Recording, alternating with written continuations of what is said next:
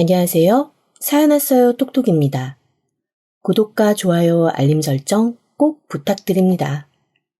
그럼 오늘의 이야기 시작해 보겠습니다. 폐지를 주우면서 여기저기 동네를 다니다 보면 참 여러 가지 일들을 알게 됩니다. 사람들의 민낯은 그들이 내놓는 쓰레기에 가장 잘 드러나는 것 같더라고요.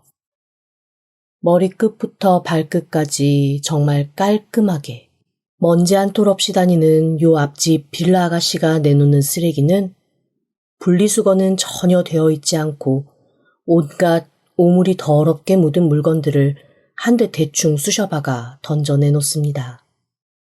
그런가 하면 매일 길에 나와 담배를 뻑뻑 피며 잔뜩 인상을 찌푸리고 있는 노총각 최 씨는 배달 그릇 하나도 세제로 깨끗하게 닦아서 밖에 내놓는 사람입니다. 산더미 같은 야채에서 다듬고 남은 쓰레기가 한 주먹도 안 되는 슈퍼집 할머니. 장은 엄청 많이 보는데 그거보다 더 많은 재료가 손도 안 댄 채 물러서 쓰레기로 나오는 아랫집 세대. 이렇게 사람들은 각자 자기가 가지고 있는 모습 말고 쓰레기에서 보이는 모습이 다른 채 살아갑니다. 처음에는 폐지 줍고 쓰레기 정리하는 게 조금 슬프기도 했어요. 그래도 나름 열심히 산다고 살았는데 나는 왜 이 나이가 되도록 이렇게 일을 하고 살아야 되나? 왜 아직도 누가 갖다 버린 쓰레기를 정리하면서 살아야 되나라는 생각도 솔직히 들었죠. 그런데 조금씩 하다 보니까 이 일만큼 보람되고 또 아기자기한 재미가 있는 일도 없더라고요. 나름 10여 년 이렇게 폐지 정리하면서 좋은 일도 좀 있었습니다. 정신없이 내다버린 쓰레기 안에서 누군가의 귀한 추억을 찾아준 적도 있었고 돈다발 찾아주고 보상금을 받은 적도 있었어요. 물론 반대의 경우도 많았죠. 저는 보지도 못한 물건 쓰레기로 잘못 내놨다며 혹시 제가 가져간 거 아니냐고 트집을 잡아서 그거 물어내라 마라 있는 대로 시달린 적도 있었습니다. 그렇게 사람들이 저를 힘들게 할 때마다 아이러니하게도 저를 힘나게 한 거, 그것도 사람이었어요. 그래도 오며 가며 동네 사람들이랑 인사하고 정부치고 산 지가 좀 돼서 그런지 이 아줌마 그런 사람 아니라고 동네 사람들이 앞다투어 편을 들어주는 바람에 도둑누명에선 벗어났지만 그때 그 일은 저에게 큰 상처가 되었습니다. 앞장서서 CCTV 먼저 보여준 슈퍼집 사장님이나 제 사정 알고 자기 변호사 사위 공짜로 소개해준 부동산집, 모두가 다 제가 살면서 은혜 갚고 살아야 될 사람들이죠. 그런데 그날 이후 저는 사람들에 대한 고마움은 고마움이고 더 이상 어딘가에 오지랖을 부리거나 마음을 주는 일을 조금 자제하게 되었습니다. 제가 선의로 일을 해도 누군가에게는 그게 호의가 아닌 참견일 수 있고 제가 한 행동이 많은 사람들을 힘들고 피곤하게 만들 수 있다는 것을 깨달아서일까요? 말없이 조용히 폐지만 줍는 생활을 하며 사람들과 조금씩 거리를 두기 시작했죠. 그런데 그런 제게 어느 날부턴가 밝은 목소리로 인사하는 남자 하나가 있었습니다. 제 나이가 60이 좀 넘었으니 저랑 한 30살 차이 나려나요? 너무나 밝게 처음엔 인사를 해서 절 아는 사람인 줄 알고 한참 빤히 바라봤죠. 근데 알고 보니 근처에 새로 이사 왔다고 하더라고요. 얼마나 인사성이 밝고 사람이 해사한지 저런 아들 낳은 부모는 밥 안 먹어도 배부르겠다 싶은 생각이 들면서 마음 한켠이 칼로 찌르듯 아파왔습니다. 오랜 시간 제 머릿속에 봉인해오고 가슴속에 깊이 묻어두었던 제 아들에 대한 생각이 한 번씩 떠오를 때마다 저는 몸을 가누지 못할 정도로 열병을 앓습니다. 벌써 32년이나 된 일입니다. 보통 이렇게 슬픈 기억이 있는 날은 왜 날도 좀 흐리고 비가 오거나 어둡거나 하다못해 춥기라도 해야 되잖아요. 그런데 저의 슬픈 기억은 구름 한 점 없이 쨍하고 맑은 날이었습니다. 그래서 더 슬펐던 것 같아요. 모두가 행복해하는 이 맑고 화사한 날에 나는 왜 홀로 가슴을 쥐어뜯으며 이렇게 아파해야 하는지. 정말 팔자가 원망스럽고 운명이 야속해서 흘릴 수 있는 건 눈물밖에 없었습니다. 저는 아주 날이 맑고 뜨거운 6월의 어느 날, 제 집에 차마 발도 들이지 못하고 담장 밖으로 던져진 초라한 가방 2개만 들고 걸음을 돌려야 했습니다. 담장 안에서 아이의 울음소리가 가슴을 찢고 제 피부를 휘저을 정도로 우렁차게 들렸지만 굳게 닫힌 대문은 절대 열리지 않았어요. 정말 그때만큼 손이 발이 되게 빌어본 적이 없었습니다. 제발 문을 좀 열어달라고, 아이에게 마지막으로 젖이나 한번 물리게 해달라고 빌었지만 표독스럽기가 이루 말할 수 없이 싸늘했던 시어머니는 제 말에 대꾸조차 하지 않으셨습니다. 그리고 그 삼복더위 더운 여름날 대문 밖으로 펄펄 끓는 물 한 바가지를 확 끼얹으셨어요. 지금도 제 팔에는 그때 뜨거운 물에 맞아서 생긴 흉터가 있습니다. 그리고 제가 뜨거운 물을 맞고 비명을 지르던 그때 담장 안에서도 비명이 울려 퍼졌습니다. 아이의 비명이었죠. 제 살이 물에 데쳐져 벗겨지거나 말거나 아이의 비명을 듣고 혼비백산한 제가 매달려서 물었습니다. 어머니, 무슨 일이에요? 애가 왜 그렇게 자지러지게 울어요? 문 좀 열어주세요. 아이가 어떤지만 볼게요. 그것만 확인할게요. 네? 제발 문 좀 열어주세요. 하지만 어머니는 대답이 없으셨고 저는 안에서 흘러나오는 얘기만 듣고 상황을 파악할 수밖에 없었습니다. 제 아이가 뜨거운 물 옆에 멀뚱멀뚱 있다가 얼결에 뜨거운 물을 뒤집어 쓴 거였어요. 울부짖는 제 목소리가 다 묻힐 정도로 아이의 울음소리는 거셌습니다. 제가 아무리 문을 열어달라고 해도 절대 어머니가 문을 열어주지 않으셨고 저는 문 밖에서 밤새 이 대문만이 열리기를 기다렸습니다. 그런데 그렇게 밖에서 쭈그리고 앉아 기다리다 제가 잠시 잠든 사이 어디선가 삑 소리가 나더라고요. 번쩍 눈을 떴습니다. 제 앞에 아주 싸늘한 얼굴의 시어머니가 서 계셨어요. 일단 어머님 다리를 붙들고 매달렸습니다. 왜 그러신지 이유만 말해달라고, 제가 왜 이렇게 쫓겨나야 하는 거냐고, 내 아이 어떻게 된 거냐고 말입니다. 그랬더니 어머님이 저한테 이렇게 말씀하시더라고요. 너한테 이제 아이는 없어. 어제 뒷문 통해서 다른 곳에 보냈다. 어차피 처음부터 네가 우리 집에 들어올 물건이 아니었어. 그래도 내 아들 빗줄 내가 잘 키워보려고 하는 거고 너는 더 이상 저 아이와 인연을 유지할 생각을 하지 마라. 그냥 저 아이는 우리 집안 장손으로 내가 알아서 키울 테니. 어머님, 그게 무슨 말씀이세요? 제가 엄연히 저 아이의 엄마인데 엄마가 아니라니 그게 무슨 말씀이세요? 그리고 저 그이랑 결혼했잖아요. 아무리 마음에 안 들어도 며느리인데, 그리고 저 아이의 엄마인데 저를 이렇게 내치시는 건 말이 안 되죠. 말이 안 되긴 뭐가 안 되니? 너희 혼인신고도 아직 안 했잖니? 깜짝 놀라서 저는 두 눈을 꿈뻑꿈뻑하며 어머니를 바라봤습니다. 시어머니는 너무나 무섭고 잔인한 말을 아무렇지도 않게 제게 하셨습니다. 어려운 집안 사정 때문에 팔려오다시피 온 시집이었습니다. 남편에게 무슨 정이 있었겠냐마는 그래도 사람이 얌전하고 다정해서 결혼하고 몇 달 되지 않아 아이를 가질 만큼 부부금슬은 나쁘지 않았어요.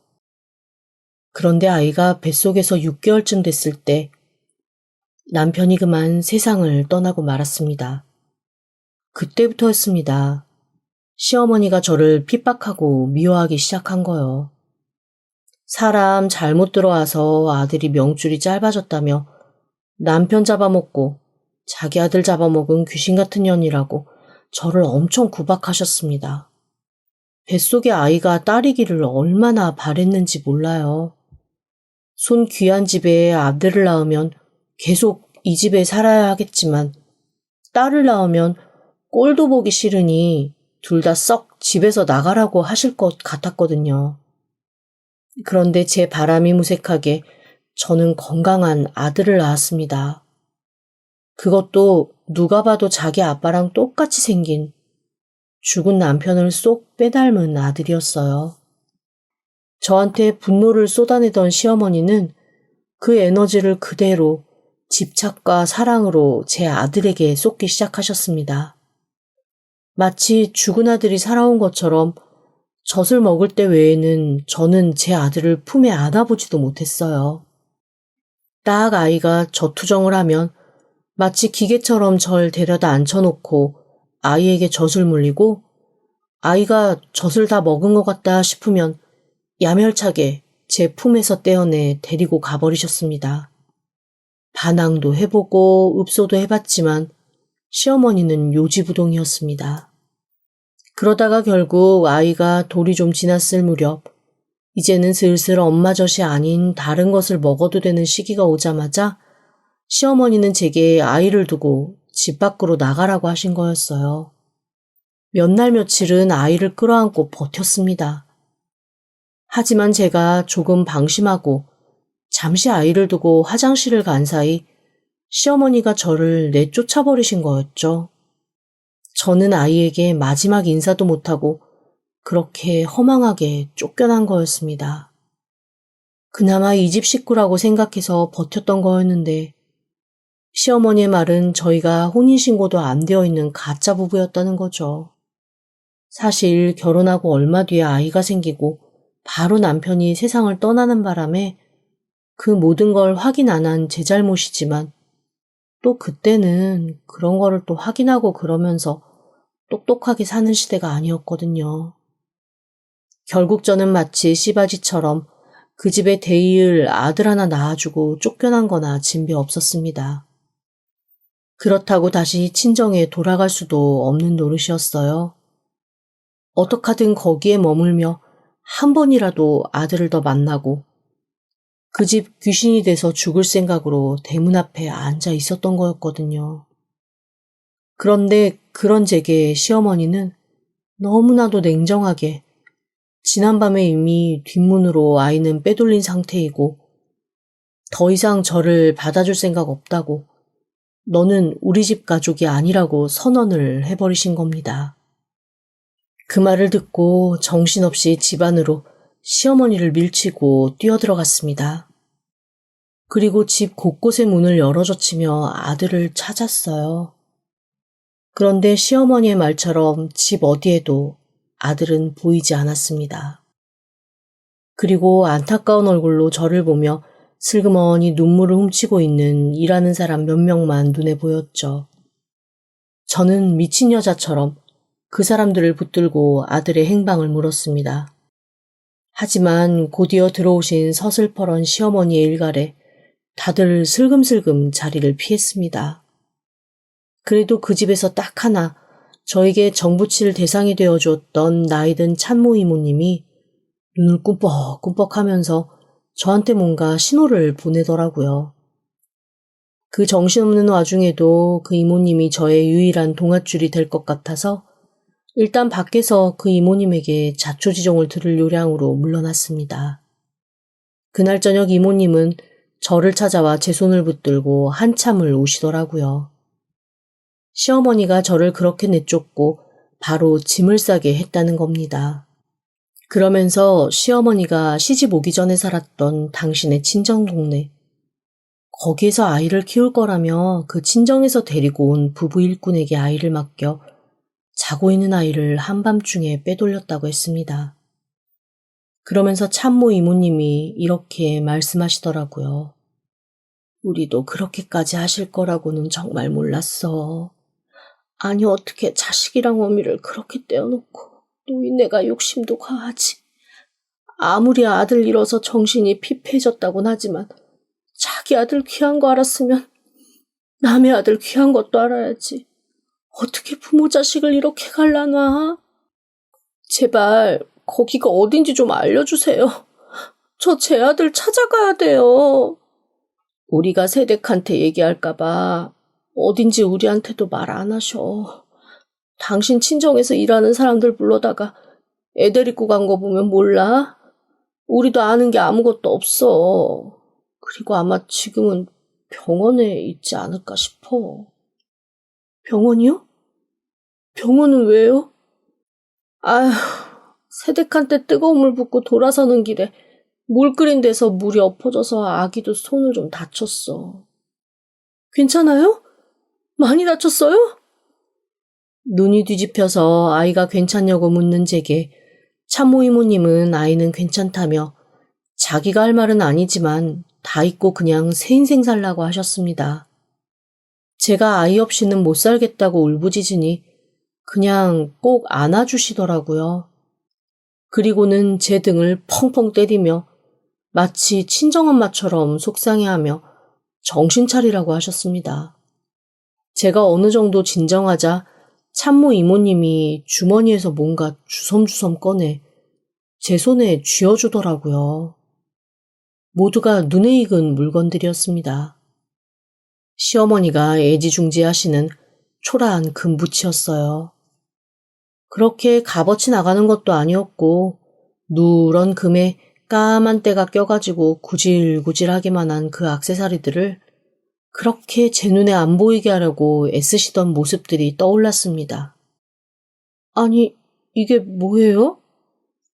내가 훔쳐왔어. 맨몸으로 내쫓기는데 어디 가서 굶어 죽을 순 없는 거잖아. 그래도 사람이 그건 아니지.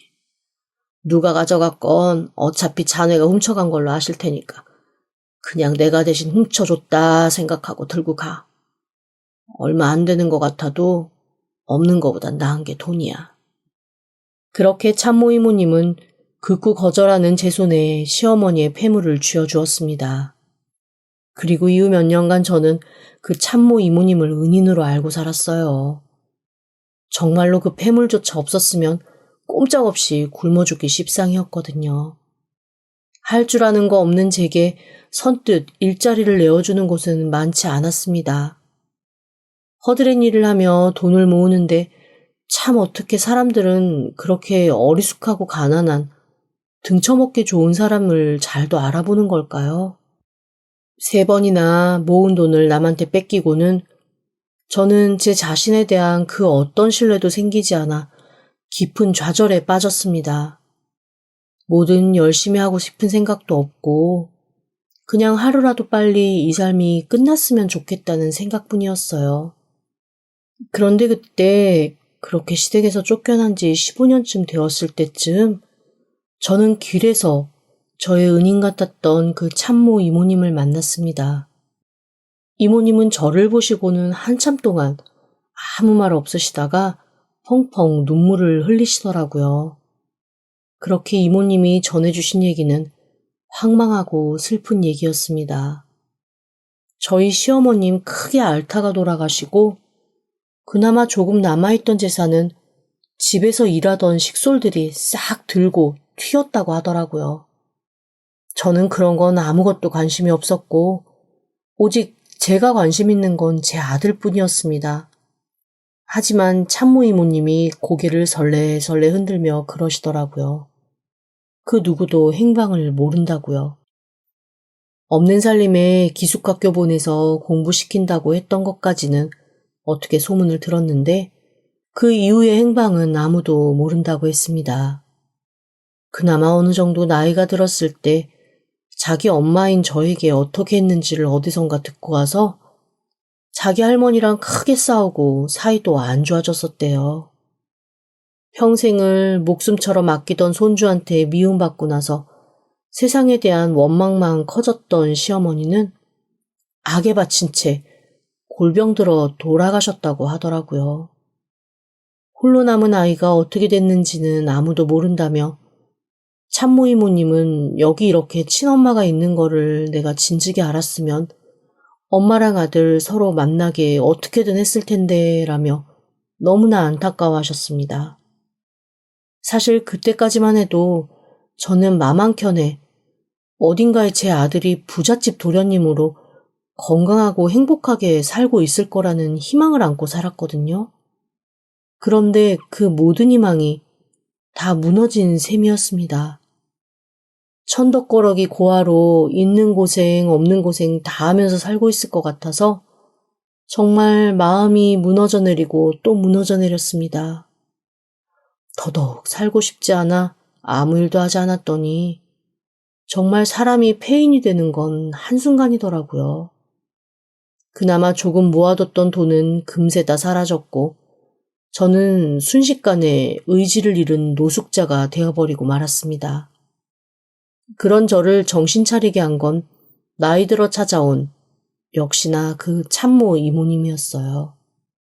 대체 그분은 저한테 어떤 은인이길래 이렇게 제가 위기에 시달릴 때마다 오셔서 절 도와주시는 건지. 참모 이모님은 제 등을 펑펑 친정엄마처럼 내리치며 죽었다는 소식을 들은 것도 아니고 언제 어디서든 어떻게 만날지 모르는데 이렇게 살면 안 된다고 저한테 쓴소리를 하셨습니다. 그리고 구석방에 틀어박혀 불도 켜지 않고 밥도 먹지 않고 구겨져 있는 저를 일으켜서 당신 집으로 데리고 가셨어요. 참모 이모님도 잘 사시는 건 아니었습니다. 하지만 없는 살림에 죽을 끓이더라도 제 것까지 끓여서 앞에 놔주시고 당신이 폐지와 공병을 주우러 갈 때면 꼭 저도 데리고 가셨습니다. 그렇게 저는 참모 이모님을 따라 조금씩 다시 세상으로 나오기 시작했어요. 그렇게 5년 정도 참모 이모님과 의지하며 살던 어느 날 이모님이 큰 병으로 쓰러지고 말았습니다. 너무 늦게 발견해서 아무것도 할 수 있는 게 없었어요. 병원에서도 더 이상 손 써줄 수 있는 게 없으니 그냥 집에 데리고 가서 편안하게 여생을 정리할 수 있게 해주는 게 좋겠다는 얘기를 할 정도였죠. 그렇게 이모님은 한 달 정도 제 간병을 받다가 세상을 떠나셨습니다. 그리고 세상 떠나기 바로 직전에 저한테 다 낡은 서류 봉투를 하나 전해주셨어요. 이게 뭐예요? 그동안 몇 번이고 전해주려 했던 거야. 그런데 기껏 마음 잡고 사는 사람 마음이 흔들릴까봐 내가 그냥 갖고 있었어. 그래도 죽기 전에는 줘야 할 것 같아서 전해주는 거야. 이모님이 내민 그곳에는 제 아이의 사진이 있었습니다. 그나마 초등학교 저학년 정도까지의 사진이긴 했지만 그나마도 그렇게 큰 모습을 본 건 처음이었어요. 귀여운 돌사진, 그리고 초등학교 사진. 막연하게 이렇게 자랐을까라고 상상했던 그 모습들이 다 그 사진 안에 있었습니다.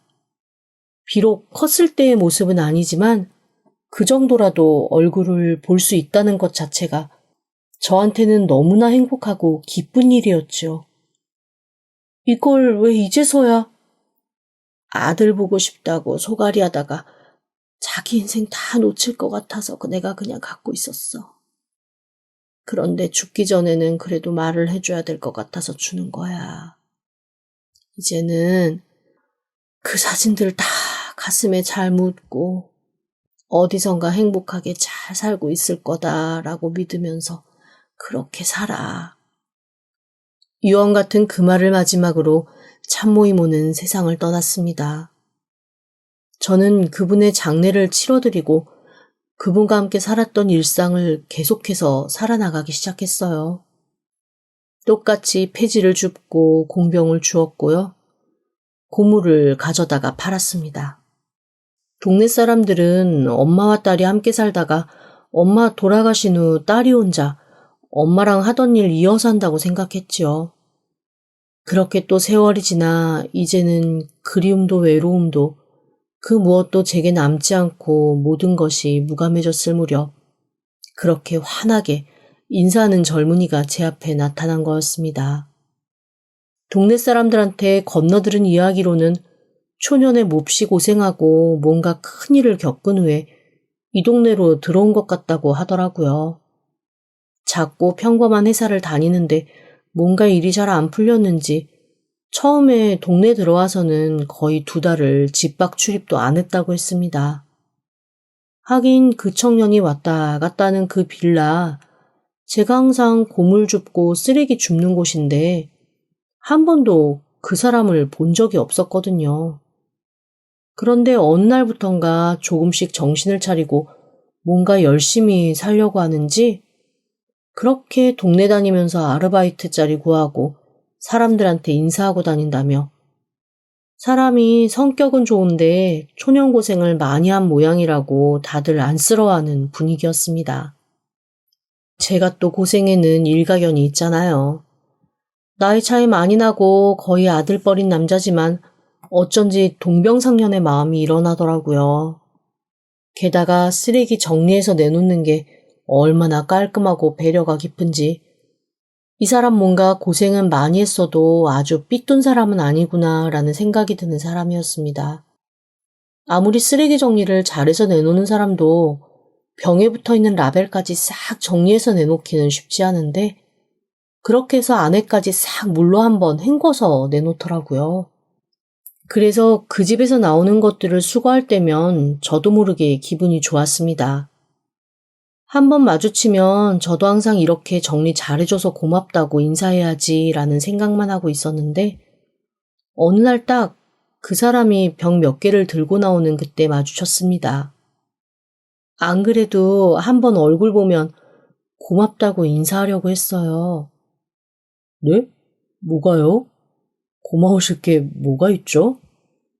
아니, 병을 이렇게 항상 너무 깨끗하게 잘 정리를 해줘서 내가 일이 너무 수월해가지고 이렇게까지 안 해줘도 되는데.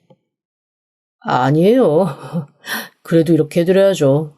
제가 뭐 많이 고생하고 노력하는 것도 아닌데요, 뭐. 젊은 사람이 참 부모님이 가정교육을 참 잘 시키셨나 봐요. 그런데 순간 남자의 얼굴이 어두워졌습니다. 사실은 부모한테 가정교육 못 받았다는 소리 듣기 싫어서 이렇게 하기 시작한 거예요. 어쨌거나 저쨌거나 제 목적을 이룬 것 같네요. 순간 아차 싶었습니다. 제가 아무렇지도 않게 한 얘기에 누군가가 상처를 받았을지도 모른다는 생각에 저도 모르게 안절부절 못하고 말았어요. 아우, 미안해요. 무슨 사연이 있는 줄도 모르고 내가 말실수를 한 것 같은데 일을 어떡하지? 아니에요. 알고 하신 것도 아닌데요. 다 일찍 돌아가셨어요? 뭐 그런 셈이죠. 그러면 다음에 뵙겠습니다. 그 남자는 더 이상 아무런 말도 하지 않고 후다닥 집 안으로 들어가 버렸습니다. 그날 이후 저는 어쩐지 조금 민망하고 미안하기도 해서 멀리서 그 사람이 걸어오는 걸 보면 슬그머니 다른 길로 가기도 하고 어쩐지 그 사람이랑 마주칠 것 같으면 그날 그곳으로는 쓰레기를 수거하러 가지 않기도 했습니다. 그렇게 1~2달 정도 제가 피해 다녔나 봐요. 그런데 그렇게 피해 다녀도 매일 나오는 쓰레기를 제가 알잖아요. 어느 날부턴가 그 남자 집 쓰레기에 유난히 술병들이 많이 보이기 시작했습니다. 처음에는 좀 걱정이 되더라고요. 아우, 무슨 술을 이렇게 많이 마셔? 맥주 한두 개는 몰라도 이거는 너무 많이 마시는데? 그렇게 술병이 매일매일 들어가던 어느 날 이틀 정도 전혀 술병도 나오지 않고 다른 쓰레기도 나오지 않더라고요. 뭔가 좀 느낌이 이상했습니다. 이 빌라 구조가 집에 쓰레기를 오랫동안 두고 살기가 좀 어려운 구조로 되어 있거든요. 그래서 사람들이 뭔가 빨리빨리 쓰레기를 갖다 버릴 수밖에 없는 상황이라 하루라도 쓰레기가 나오지 않으면 어딘가를 갔거나 아니면 무슨 일이 생긴 게 거의 분명합니다. 예전에도 그렇게 해서 2번인가 독거노인분이 편찮으신 걸 제가 알아챈 적이 있었거든요. 이번에도 뭔가 느낌이 이상했습니다. 아주 게으르고 힘들어서 쓰레기를 내놓지 않으면 하다못해 배달이 왔다 갔다 한 흔적이라도 있어야 되는데 그런 것도 없는 거예요. 내가 다시는 오지랖 부리지 말아야지, 오지랖 부리지 말아야지 라고 결심을 했는데 이상하게도 도저히 생각이 머릿속에서 떠나질 않았습니다. 그래서 고민을 하다가 그 집 문을 두들겼습니다. 계세요? 계세요? 저기요, 계세요? 안에서는 아무런 소리가 들리지 않았습니다. 몇 번 더 두들기다 어디 갔나 보다 라는 생각에 돌아 나오려는데 희미하게, 아주 희미하게 사람 소리가 흘러나오더라고요. 살려주세요 라는 말이었습니다. 등골이 오싹했습니다. 얼른 주변 사람들을 불러 문을 따고 들어갔죠. 그랬더니 그곳에는 식은땀을 뻘뻘 흘리며 쓰러져 있는 남자가 있었습니다. 배를 부여잡고 뒹굴고 곳곳에 구토하는 적이 있는 걸 보아 뭔가 몸이 아주 많이 안 좋은데 기절했다 깨어났다를 반복하며 그냥 혼자서 끙끙 앓고 있었던 듯 했습니다. 119를 불러 얼른 병원에 옮겼죠. 딱히 보호자를 할 사람도 없어서 제가 보호자로 등록을 했습니다. 병명은 급성 폐렴이었어요. 조금만 더 늦었으면 큰일 날 뻔했다면서 의사 선생님이 고개를 절레절레 하시더라고요. 아픈 사람을 그냥 병원에 입원한 채로 두고 가기도 좀 그렇고 그래서 일단 병실에 제가 좀 같이 있어주기로 했습니다. 그렇게 병실에 누워있는 사람 옆에 가서 앉아있는데 왼쪽 손에 아주 기묘하고 특이한 문신이 하나 보이더라고요. 자세히 보니 무슨 흉터 모양을 따라서 그 흉터를 덮은 기묘한 꽃 모양 문신이었습니다. 문신 희한하네 라는 생각을 하면서 가만히 들여다보고 있는데 그 남자가 정신을 차렸습니다. 정신이 들어요? 아주머니, 저 구해주신 거 맞죠? 다른 건 다 기억이 잘 안 나는데 아주머니가 정신 차리라고 119 부르셨던 거는 기억이 나요. 맞아요. 급성 폐렴이었대. 이제 좀 괜찮아요? 네, 괜찮습니다. 정말 감사해요. 너무 아프고 열이 오르니까 제가 제정신인지도 모르겠고 요 며칠 너무 꿈 같아요. 큰일 날 뻔했대. 어쨌건 정신 차렸으니 다행이에요. 정말 감사해요. 그러면서 그 친구는 손을 내밀어 제 두 손을 꼭 잡았습니다. 그러다가 제 손에 있는 화상 자국을 보고 멈칫하더라고요. 이게 뭐예요? 어떻게 다치신 거예요? 예전에 뜨거운 물에 좀 데여서. 정말요? 저도 여기 뜨거운 물에 된 상처인데. 아, 그 문신이 있는데? 네. 어렸을 때 진짜 아주 갓난아기 때 뜨거운 물이 저한테 한번 쏟아진 적이 있었나 봐요. 그때 되었다고 하더라고요. 저희 할머니가 그렇게 말씀해 주셨어요. 할머니 손에 자랐어요? 네. 그렇게 단답형으로 대답한 그는 그 다음부터 별말 없이 가만히 제 손만 바라봤습니다. 제 엄지손톱이 굉장히 특이하게 생겼거든요.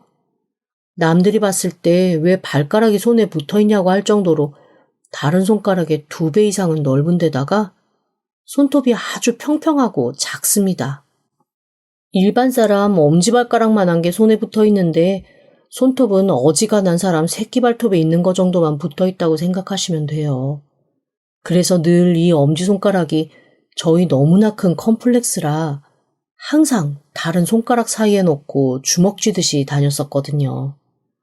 그런데 하도 그 사람이 침대에 앉아 제 손을 잡고 한참 제 손을 들여다보고 있길래 의아해서 가만히 손을 들여다봤는데 순간 저는 등골이 오싹하며 온몸이 떨려오는 걸 제어할 수가 없었습니다. 제 손을 잡고 있는 그 남자의 손톱, 그 엄지손톱이 저와 너무나 똑같이 생긴 거예요. 제가 너무 놀라서 말없이 가만히 그 남자를 바라봤습니다.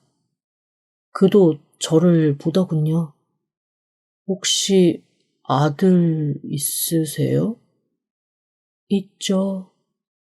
그런데 오래전에 시댁에서 뺏어갔어요.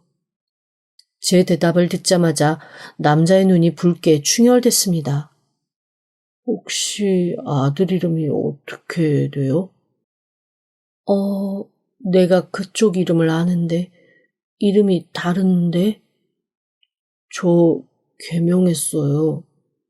어렸을 때 이름은... 그와 저는 동시에 이름을 얘기했습니다. 온몸의 피가 순식간에 증발된 것처럼 몸이 덜덜 떨렸습니다. 그리고 걷잡을 수 없이 어지럽고 숨이 쉬어지지 않을 정도로 힘들었어요. 결국 저는 그의 목소리를 들으며 기절해버리고 말았습니다. 눈을 떴을 땐 팔에 링게를 다한 그가 제 옆에서 걱정스러운 얼굴로 저를 보고 있었습니다. 그리고 계속 저를 쓰다듬으면서 이렇게 얘기하더라고요. 예전에 할머니 댁에서 일하셨던 이모님이 계셨어요. 어렸을 때부터 부모님 대신 운동회도 와서 사진도 찍어주시고 그랬는데 어느 날 그분도 사라지시고 나서 이상한 얘기를 들었어요. 나한테 정말로 할머니 같았던 그 참모님하고 내 친엄마를 다 귀신같이 무서운 친할머니가 쫓아낸 거라고. 사실 그때부터 삐뚤어졌거든요. 할머니한테 재산 필요 없다고 앞으로 내 인생 참견하지 말라고 있는 대로 퍼붓고 뛰쳐나와서 진짜 닥치는 대로 살았어요. 참모님도 엄마도 어디서 찾아야 할지 몰랐지만 그래도 살면서 한 번은 만날 수 있지 않을까 그렇게 기대했는데 어떻게 이렇게 만나요? 네, 그는 제 아들이었습니다. 저와 아들은 서로 손을 붙들고 정말 한참 울었습니다. 그리고 둘 다 의사 선생님이 놀랄 정도로 빠르게 회복을 했죠. 그렇게 퇴원하고 저희는 한시도 떨어지지 않겠다는 얘기를 하며 함께 살 집을 구했습니다. 집을 구하면서 바로 찾아간 곳은 참모 이모님의 납골당이었어요. 그곳에서 저희도 모자는 일생을 통해 저희들한테 많은 걸 베풀어주고 돌봐주신 그분에게 깊은 감사 인사를 올렸습니다. 아들이 나중에 참모 이모님이 저한테 남겨놓은 사진을 보면서 그러더라고요. 이게 다 자기 운동회 때 소풍 때 쫓아와서 직접 찍어준 사진이라고 말이죠. 이 사진을 엄마 주셨을 줄 몰랐다며 서럽게 울더라고요. 저는 인생 말년에 제 가장 큰 행복을 찾았습니다. 그리고 할머니 재산 필요 없다고 뛰쳐나오긴 했지만 그래도 남아있는 자손이 제 아들 하나뿐이라 얼마 후 제 아들은 꽤 큰 재산을 자기 할머니로부터 물려받게 됐어요. 돌아가신 후 유산 상속받을 사람이 없어서 변호사가 정말 물심양면으로 고생하면서 사방팔방 제 아들을 찾아다녔더라고요. 그렇게 아들은 저와 함께 살 30평대 아파트를 샀고 저는 신혼 때도 못 해본 예쁜 살림살이들을 사서 아들과 함께하는 생활을 시작했습니다. 조만간 이 녀석이 누군가를 만나고 결혼해서 며느리를 데리고 오면 당연히 다른 곳으로 제가 나가줄 테지만 그 전까지는 30년 만에 찾은 제 아들과 행복한 시간을 보내고 싶어요. 요즘 사실 너무 행복하거든요. 지금까지 들어주셔서 감사합니다. 구독과 좋아요, 알림 설정은 사연 왔어요 톡톡에게 큰 힘이 됩니다. 지금 바로 구독 부탁드립니다. 그럼 다음 사연으로 또 찾아오겠습니다. 감사합니다.